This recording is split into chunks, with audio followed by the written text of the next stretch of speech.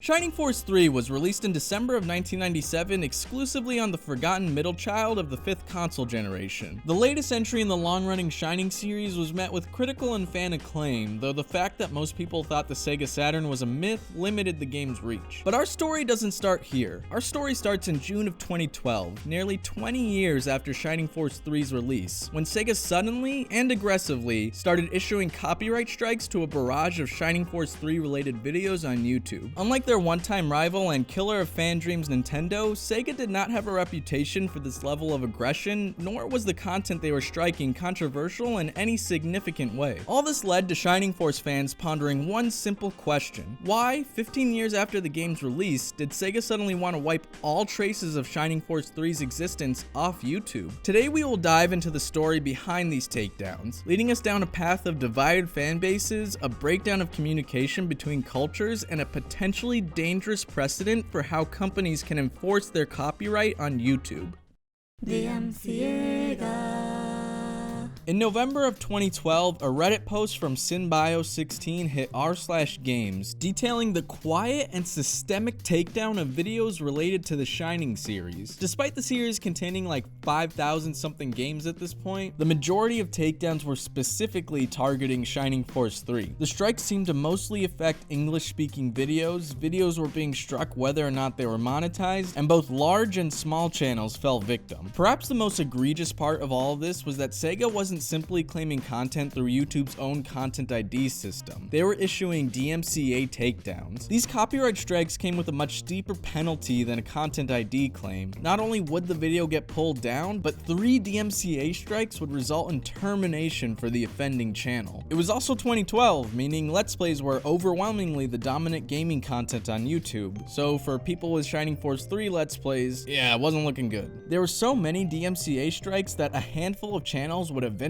get terminated altogether. The takedowns even wormed their way up to some more notable YouTubers. Alpha Omega Sin had a Shining Force video taken down and made a very passionate video response. It's just bullshit and dick-headed crap. The late Total Biscuit, whose Shining Force 3 Let's Play was basically the most popular series about the game on YouTube, also had 2 different videos taken down, leading to Total Biscuit to unlist the rest of the Let's Play and boycott Sega games on his channel until the takedown stopped and Sega apologized. Synbio16's post brought the situation to the general gaming public, leading to basically every mainstream gaming outlet at the time to cover the story. Unfortunately, none of them offer much insight beyond what was in the original Reddit thread, and Sega chose not to respond to any of these publications' inquiries. While the simple answer would be that Sega was shutting down content that featured their IP, like, several other gaming companies were quite fond of, a few notable pieces of evidence offer a compelling reason to suggest that was not the case. For one, Sega was more or less only going after the Shining series, specifically Shining Force 3, and like I mentioned before, they didn't have a reputation for aggressively striking down YouTube content. This was corroborated by an email sent to Marauder EX, one of the YouTubers affected by the takedowns, from Sega customer support. The message stated that Sega usually doesn't go after YouTube content unless, quote, our products are slandered in the derivative works. Okay, so these videos must have been attacks against Shining Force, right?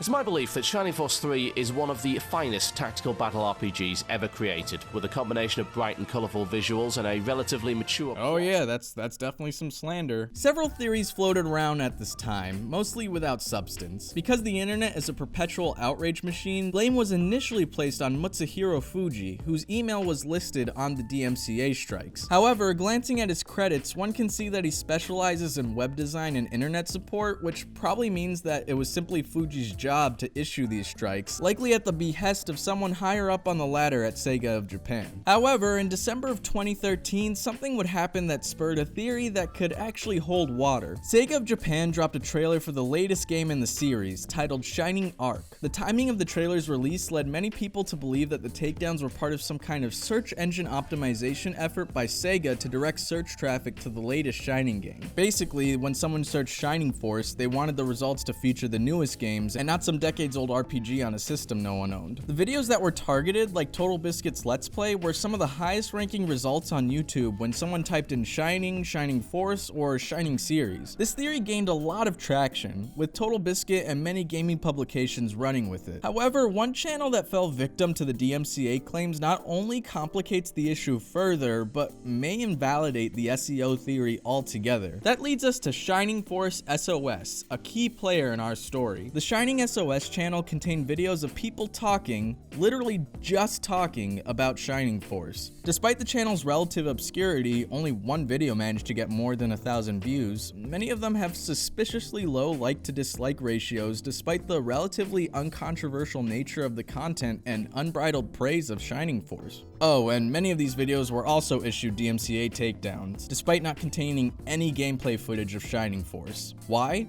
Because Shining Force is Sega's Paper Mario. Okay, I know that headline was weird, just let me explain. The Shining series has a sordid history of stylistic and genre changes and were primarily developed, at least initially, by Sonic Software Planning, who would eventually change their name to Camelot. Yes, the same Camelot that's responsible for the creation of this fucking thing. While the original game, Shining in the Darkness, was a dungeon crawler, the next game in the series, Shining Force, was a tactical RPG that many looked at as Sega's answer to Fire Emblem. This would become the dominant Shining genre for a while, and with a couple of exceptions, all of Camelot's Shining games were tactical RPGs. What would be the developer's final entry in the series was Shining Force 3. The game was split into 3 scenarios, to be released separately over the course of a year. However, the Saturn was failing, and instead of trying to save their dying console, Sega chose to throw an anchor at it. Sega lacked so much faith in the Saturn that Sega of America Vice President Bernie Stolar made a particularly infamous public statement at E3 1997. The Saturn is not our future. Yeah, that was 2 years after the console's North American release. As a result, Sega had pretty much abandoned Camelot while they finished up Shining Force 3, opting to direct their attention toward the upcoming Dreamcast. And how'd that work out for you, Sega? Tensions between Camelot and Sega grew, leading to a beautiful example of passive aggression in which Shining Force 3 lead programmer Yasuhiro Taguchi left a hidden text file in the Shining Force 3 premium disc, highlighting the disagreements the companies had. As a result of Sega's collective shift towards the Dreamcast, the first part of Shining Force 3 was the only one to release outside of Japan, albeit with an altered ending to make up for the missing scenarios. Camelot ditched Sega for Nintendo, did this, and never returned to the Shining series. And with their departure came a stylistic shift that basically completely changed what a Shining Force game is, morphing it from a tactical RPG to an action RPG, aka Shining Force is Sega's Paper Mario. See, the comparison made sense. I don't have a psychological need to talk about Paper Mario all the time. Both series had dramatic shifts in their gameplay styles that left fans of the older titles to grow disillusioned with the series, wistfully recalling the days of yore when their favorite video game franchise resembled the thing they liked as a child. Please, Nintendo, make another one of these. I haven't felt emotion since 2004. However, while Paper Mario fans across the world share the same divide, some people liking the older games more, some people liking the newer games more, the English-speaking Shining Force fanbase was largely on the same page. The last 2 Shining Force 3 scenarios weren't the only games to not make it outside of Japan. A majority of the games post-Camelot never received English localization. As a consequence, a large part of the English-speaking Shining Force fandom thinks of the series in one way, because they were never exposed to the newer games. This eventually led to the creation of the Shining Force SOS campaign, a targeted effort by Western Shining Force fans to try and get Camelot to make another game in the series. The campaign was started by Mugi, the administrator of Shining Force Central, the premier English-speaking Shining Force fan site. The basic idea was that fans would write letters, send gifts, and make videos showing their love for Shining Force in the hope that Camelot might be encouraged by the fans to propose a new game to Sega themselves. Which brings us back to the copyright takedowns, and how the Shining SOS page is the one thing that keeps the whole SEO theory from coming together. If Sega were only taking down high search ranking Shining videos, why target a channel with less than 20,000 collective views? Not to mention, Sega's DMCA takedowns of videos that didn't feature their IP were straight up illegal, meaning that, from Sega's perspective, the potential fallout of them breaking the law was a willing risk as long as these dangerous videos got taken down. So what was up? Why target the Shining SOS YouTube channel? Well, here we need to introduce two more characters for our story. The first is Tsuyoshi Sawada, who was, at the time, the lead producer for the Shining series, and the second is 2chan.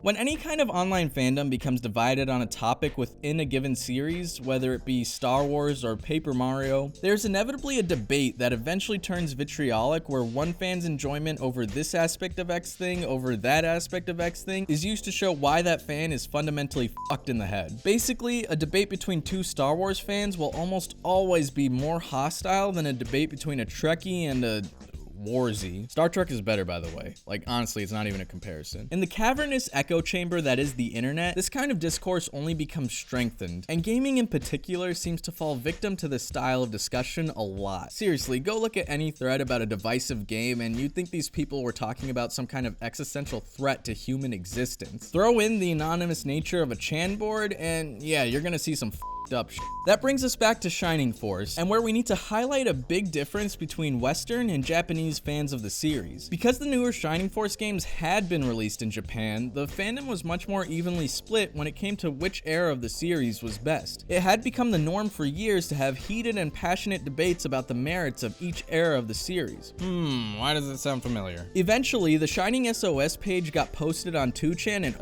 now they're fighting too. Many Japanese Shining fans interpreted the SOS campaign as an attack on the newer games, starting a war between 2chan and those affiliated with the SOS campaign that would last for months. At some point, Tsuyoshi Sawada got word of the SOS campaign and was not happy about it. He would end up getting into a Twitter battle with Mugi, block her, and then delete his own Twitter account, which is the natural life cycle of any public figure once they join Twitter. Speaking of which, come follow me and maybe you can be the reason I eventually quit the platform. Now, it has never been made completely clear what exactly pissed Sawada off so much about the SOS campaign. Going by various forum posts, it seemed like Sawada had a complicated and somewhat antagonistic history with Western fans and the Camelot-era Shining Force games. Users on Shining Force Central claim some 2chaners were purposely misrepresenting what the campaign was about, taking advantage of the language barrier between Sawada and people like Mugi. But regardless of past history or potential 2chan fuckery, Sawada's interpretation of the SOS campaign as an attack is understandable. After all, if Shining Force SOS was successful, Camelot would be creating the next Shining game, potentially pushing Sawada out of his role. It also wouldn't be out of the realm of possibility that Sawada or Sega could have interpreted the whole SOS thing as an insult, implying that the new games are so bad that they need saving. And perhaps Sega interpreted the campaign as, quote, slandering our products, and issued DMCA takedowns against a series of videos that, in their mind, were attacks against Shining Force. And that's a pretty dangerous precedent for how much control a giant corporation like Sega could have over the narrative surrounding their games. Nothing is wrong with the Shining Force series. Everyone loves them. Yeah, just ignore these videos. But further speculation would eventually become irrelevant, because in March of 2013, Sega unceremoniously announced that they would stop pulling down Shining Force videos. What?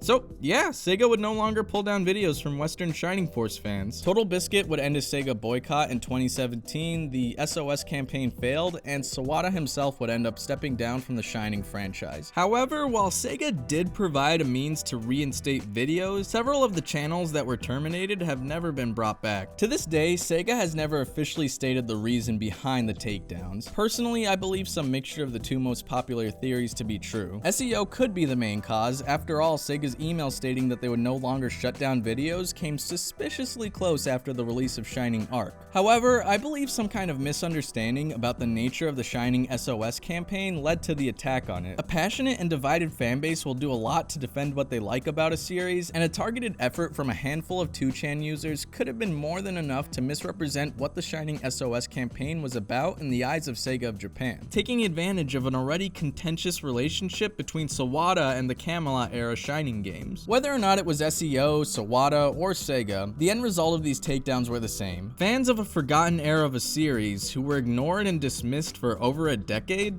were silenced. Beyond an ultimately insignificant hit to their reputation, Sega never suffered any consequences for issuing illegal DMCA takedowns of Shining SOS videos. They were free to control the narrative about their games, shutting down entire channels in the name of better search results or perceived slights. The lack of consequences send a dangerous message that these companies don't have to be accountable for their actions, and if there are no consequences, it will happen again.